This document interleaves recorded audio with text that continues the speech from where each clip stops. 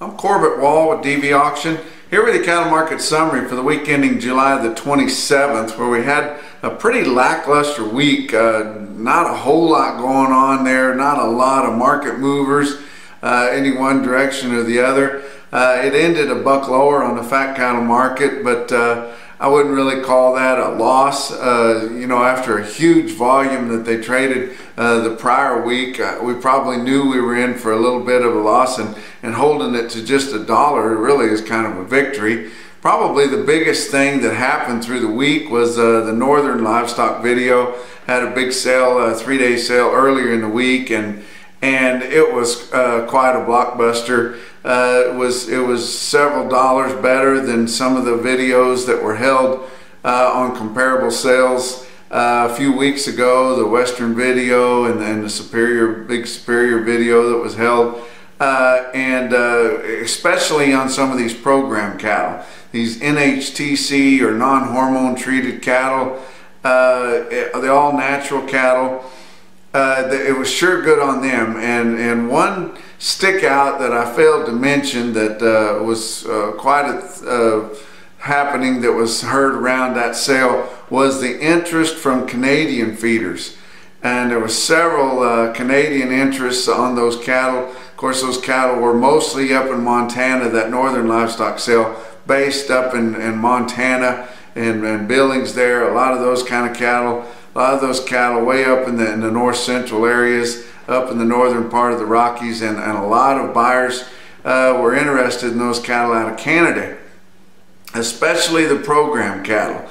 They've got programs with their packers up there where they're able to get those bought, but a lot of the highest prices that was paid, especially on the yearling type cattle, and you noticed I did quote there the value-added cattle. Some of those weighing $9 to $9.50, in particular the Sunlight ranches that you see here. Those cattle weighing from $9 to $9.5 for September delivery, bringing from 160, low 160s to 169.5, averaging there about 161.5, and that is quite a price. That's higher than we can get for 800-pound cattle right now.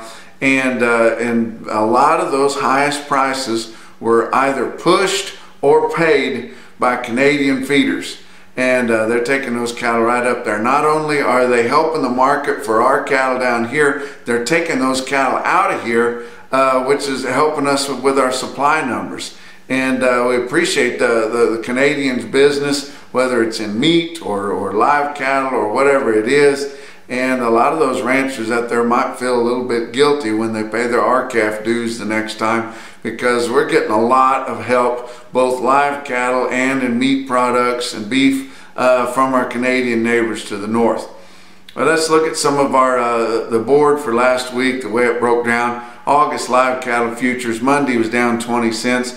Tuesday down 67. Wednesday was back up 97, so it raced all that early week. Thursday was down $1.07, and Friday back up 67 cents.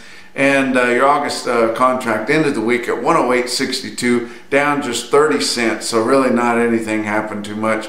October ended the week at 110.47, actually up 22 cents. So just jostling back around there. And the main reason for any lack of a big happening was the way that those analysts absolutely pegged the cattle on feed report a week ago Friday.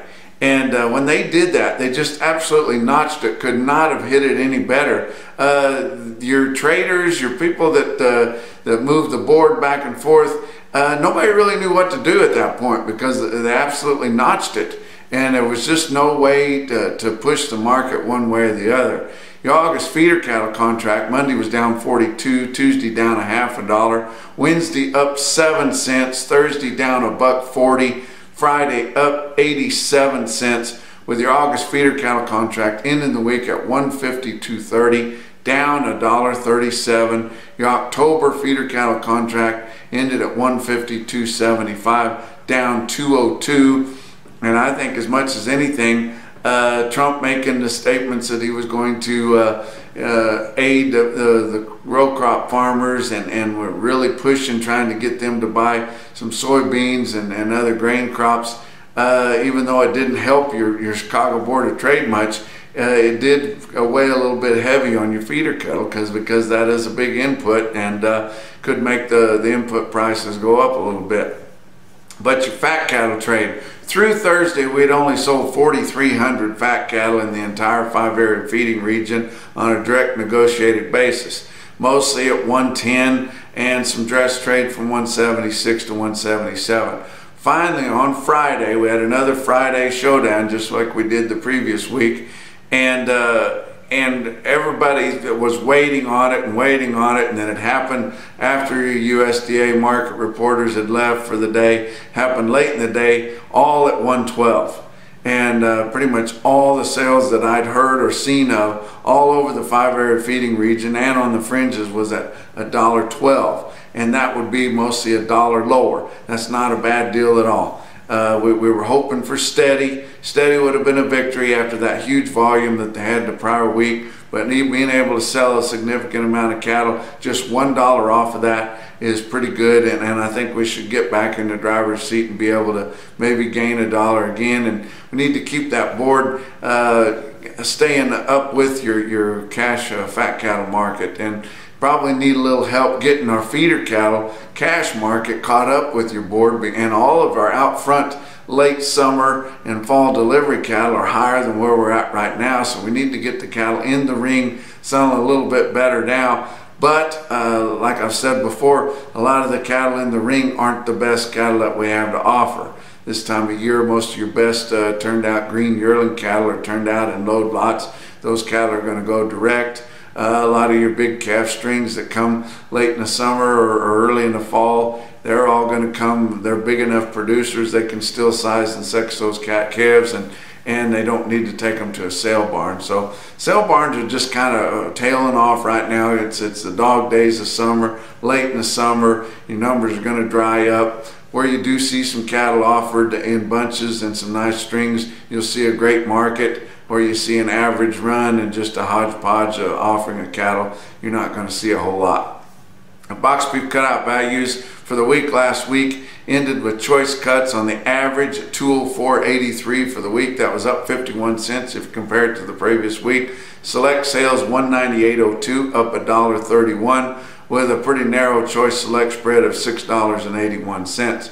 Look at your feeder markets. Your real-time index on Beef Market Central ended the week at 148.71. That was actually up $1.17 compared to the previous week. But actually, if you just look at your sales, they just kind of balanced out, aligning themselves steady. We've been running where the early week sales were selling at a different gauge than what your late week sales were.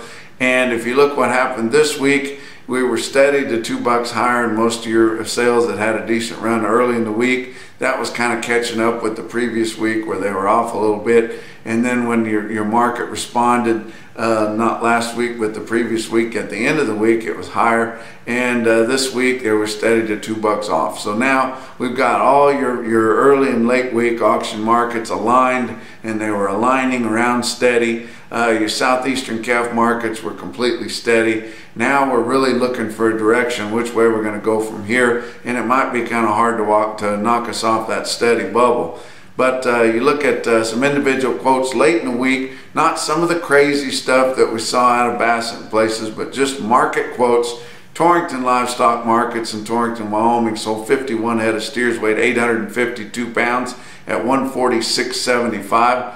South Coffeyville, Oklahoma had a good sale on Friday. Sold 71 head of steers, weighed 791 at $149.75. And that's a look at your markets from a home DV auction office here in Canyon, Texas. We'll talk to you next week.